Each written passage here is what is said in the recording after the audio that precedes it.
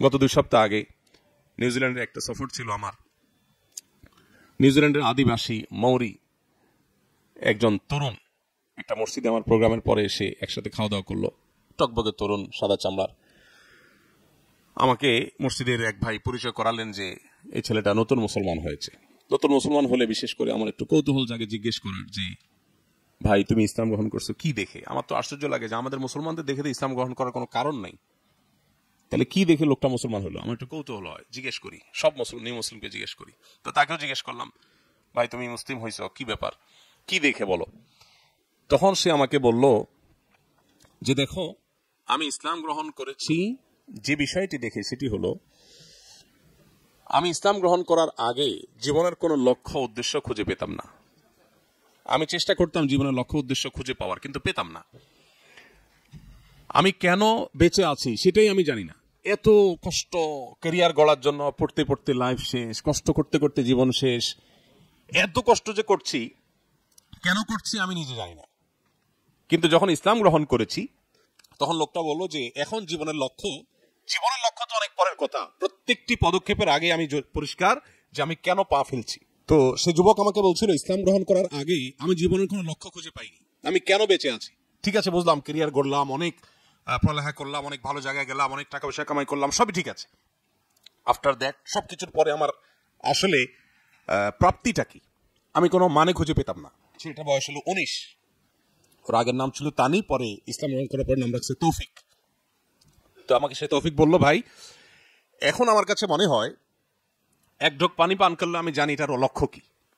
আমি না খাইলেও জানি আমি কেন খাচ্ছি না, আবার খেলেও জানি আমি কেন খাচ্ছি, এবং এর বিনিময়ে আমি কি পাবো সেটা আমার কাছে ক্লিয়ার। এখন আমি লাইফটাকে যতটা এনজয় করছি, এর আগে আমার লাইফটা এরকম এনজয় করার মতো জায়গা ছিল না। তো আমরা যারা আল্লাহর এই নিয়ামত পেয়েছি, যে সিয়ামের মতো ইবাদত পেয়েছি, এই ইবাদতের উপকারিতা নিয়ে শত সহস্র গবেষণা, হাজারো রিসার্চ অথবা বক্তব্য যথেষ্ট না এর উপকারিতা নিয়ে কথা বলে শেষ করার জন্য। এজন্য আল্লাহর এই নিয়ামতের শুকরিয়া আমরা আদায় করব। সিয়ামের যে লক্ষ্য উদ্দেশ্য তাকওয়া চর্চা করা, সেটা আমাদের হচ্ছে কিনা প্রতিদিন প্রতিনিয়ত আমাদের নিজেদেরকে মনিটরিং করা দরকার। হাজার হাজার লাখো মানুষের মজলিসে, মাহফিলে প্রশ্ন রেখেছি, কেন আমরা রোজা রাখি? দেখা গেছে যে শতকরা একজন মানুষ উত্তর দিতে পারেন না কেন রোজা রাখেন। রোজা কিন্তু রাখছেন 20-30 বছর ধরে, কিন্তু তিনি জানেন না তিনি রোজা কেন রাখছেন। বিষয়ক মানুষকে প্রশ্ন করলে বলে রোজা রাখি আল্লাহর সন্তুষ্টির জন্য, জান্নাতে যাওয়ার জন্য। আমি বললাম সঠিক উত্তর তো না, এটা রোজার ফাইনাল উদ্দেশ্য হতে পারে, প্রাইমারি টার্গেট এটা না, প্রাথমিক লক্ষ্য এটা না। প্রত্যেকটা কাজের একটা প্রাথমিক লক্ষ্য থাকে আর একটা চূড়ান্ত লক্ষ্য থাকে। আমি এখান থেকে বের হয়ে যদি ওমরার উদ্দেশ্যে পাসপোর্ট, টিকিট, ভিসা সব রেডি করে নিয়ে, লাগেজ ইত্যাদি নিয়ে গাড়িতে চেপে বসি, তো এই গাড়িতে বসেছি কেন আমাকে যদি জিজ্ঞাসা করা হয়, আমার উত্তর হবে আমি এই গাড়িতে চেপে বসেছি, আমার প্রাথমিক লক্ষ্য হলো এয়ারপোর্ট পর্যন্ত যাওয়া, আর ফাইনাল টার্গেট হলো, চূড়ান্ত লক্ষ্য হলো জেদ্দা এয়ারপোর্ট হয়ে মক্কায় পৌঁছা। এখন কেউ যদি প্রাথমিক লক্ষ্য পূরণ করতে না পারে, টাইম মতো এয়ারপোর্টে গিয়ে ফ্লাইট ধরতে না পারে, তাহলে সে ফাইনাল টার্গেটে কিভাবে যাবে? সিয়াম আমাদেরকে প্রাথমিক একটা লক্ষ্য দিয়েছে। আল্লাহ তাআলা সিয়ামের প্রাথমিক লক্ষ্য বলেছেন লাআল্লাকুম তাত্তাকুন। তোমার সিয়াম তোমাকে মুত্তাকি বানাচ্ছে কিনা। প্রতিদিনের সিয়াম শেষে তোমাকে হিসাব মিলাতে হবে যে আজকের দিনে কয়বার মিথ্যা বলতে গিয়ে আমার মুখ থমকে গেছে, আজকের দিনে কয়বার সোশ্যাল মিডিয়াতে, মোবাইলে, ফেসবুক, ইউটিউবে স্ক্রল করতে করতে একটা হারাম ভিডিও আমার চোখের এরিয়াতে এসেছে, আমি আল্লাহর ভয়ে সেটাকে স্কিপ করে চলে গেছি। এই ঘটনা কয়বার ঘটেছে? আজকের দিনে কয়বার সহকর্মীর সাথে, কারোর সাথে মেজাজ হারানোর মতো ইস্যু তৈরি হয়েছে, কিন্তু নবীজি বলেছেন রোজাদার যেন বলে দেয় ইন্নী সাইম, আমি রোজা আছি ভাই, তোমার কথার গরম উত্তর আমি দিতে পারলাম না। এটা সে কয়বার বলতে পেরেছে? সারা মাস ব্যাপী যদি এরকম কসরত করে, তাহলে সেখান থেকে তার ভালো কাজের অভ্যাস, মন্দ কাজ থেকে নিজেকে বেঁচে থাকার অভ্যাস গড়ে উঠবে। এই লক্ষ্যটা, তাকওয়া অর্জনের লক্ষ্যটা যদি সিয়ামের দ্বারা হাসিল হয়, তাহলে সিয়ামের আসল উদ্দেশ্য যে আল্লাহর হাতে পুরস্কার গ্রহণ, জান্নাতে রাইয়ান নামক গেট দিয়ে প্রবেশ, আরো যত পুরস্কারের কথা কোরআন এবং হাদিসে রয়েছে, সেগুলো সেই অর্জন করবে যার সিয়াম তাকে মুত্তাকি বানায়। আর যার সিয়াম তাকে মুত্তাকি বানাবে না, তার সেই সিয়ামের আসল লক্ষ্য আল্লাহকে সন্তুষ্ট করা এবং জান্নাতে পৌঁছা, এটা তার জন্য সুদূর পরাহত হতে পারে। এই জন্য ভাইরা, বারবার করে আমাদের প্রতিদিন আমাদের সিয়ামের লক্ষ্য উদ্দেশ্য সম্পর্কে আমাদের নিজেদেরকে প্রশ্ন রাখা দরকার, আমি কতটা এই উদ্দেশ্যকে বাস্তবায়ন করতে পারছি, কতটা আমি সিয়ামের SMS এর সিয়ামের মেসেজটা আমি বুঝতে পারছি, সিয়ামের বার্তাটা আমি নিতে পারছি। প্রতিদিন বারবার করে এই যোগ বিয়োগ করা দরকার। আমার যদি রমজান মাস শেষে তাকওয়াতে এক বিন্দু পরিমাণও পরিবর্তন না হয়, তাহলে ভাইরা আমার, কোরআন এবং সুন্নাহর জ্ঞান আল্লাহ আপনাকে, আমাকে, আমাদের সবাইকে যেটুকু দিয়েছে, সে সাধারণ জ্ঞান থেকে আমরা বলতে পারি এই সিয়াম অনেকটাই অর্থহীন। আল্লাহ নবীর ভাষায় বলতে গেলে মাল্লাম ইয়াদা কাউলা জুরি ওয়াল আমালা বিহি ওয়াল জাহাল, সহিহ বুখারীর হাদিস, যে ব্যক্তি মিথ্যা কথা, মিথ্যা কাজ, মূর্খতা সুলভ আচরণ এগুলো পরিহার করতে না পারলো, ফালাইসা লিল্লাহি হাজা আন ইয়াদা তাআমাহু ওয়া শারাবা, তাহলে তার এই পানাহার বর্জনে আল্লাহর কোনো ঠেকা পড়ে নাই, কোনো লাভ নেই। এজন্য ভাই, সিয়াম আমরা রাখছি, মুত্তাকি আমরা হচ্ছি না। রোজা আমরা রাখছি, তাকওয়া চর্চা আমাদের বাড়ছে না। রোজা আমরা রাখছি, পরিবর্তন আমাদের হচ্ছে না। এই বছরের এই রমাদান, এটা আমার জীবনকে পরিবর্তন করতে হবে।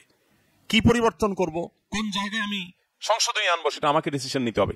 নিশ্চয়ই আমার উইকনেস পয়েন্টগুলো আমার জানা আছে, আমার দুর্বল পয়েন্টগুলোকে আমি নোট করে এই রমজানে সেগুলোকে আমি কোরবান করার, সেগুলোকে আমি বিসর্জন করার, ত্যাগ করার সংকল্প এবং শপথ আমাকে করতে হবে। রমজান শেষে যেন আমি নিজের কাছে নিজে অন্তত ক্লিয়ার থাকি যে আমি এই জায়গা থেকে এই জায়গায় চলে আসছি, সরে আসছি। স্পেসিফিক যেন একেবারে আমার এক একটা বদভ্যাস আমি ত্যাগ করার সংকল্প করে যেন সফল হই। যদি না করি, তাহলে ভাই আবার আরেকটা রমজান পাবো, আবার আত্মশুদ্ধির সুযোগ পাবো, আবার সংশোধনের সুযোগ পাবো, সেই গ্যারান্টি তো কেউই আমরা কাউকে দিতে পারবো না। অতএব এটাকে জীবনের শেষ রমজান মনে করি। অবশিষ্ট দিনগুলোকে আমরা তাকওয়া চর্চার ব্যাপারে আরো সিরিয়াস হই, আরো আন্তরিক হই, রোজার আসল উদ্দেশ্যটাকে আমরা বোঝার চেষ্টা করি।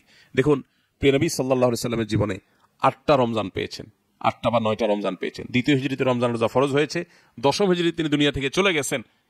আর আমরা এক একজন জীবনে 20, 30, 40, 50, 60 বছর রোজা রাখার সুযোগ পেয়েছি। সাহাবীদের অনেকে জীবনে একবার রমজান রোজা রাখা পেয়েছেন, কেউ হয়তো একবারও পান নাই। বৃদ্ধ বয়সে ইসলাম গ্রহণ করেছেন, এরপরে জেহাদে গিয়েছেন, শহীদ হয়ে গেছেন, শেষ রমজান রোজা রাখার সুযোগই পান নাই। কেউ হয়তো 2টা 4টা পেয়েছেন, আর আমরা 50, 60টা রমজান পাচ্ছি। বাট আমাদের জীবনে কোনো পরিবর্তন নাই। আর এই জন্য এতগুলো কথা বলা।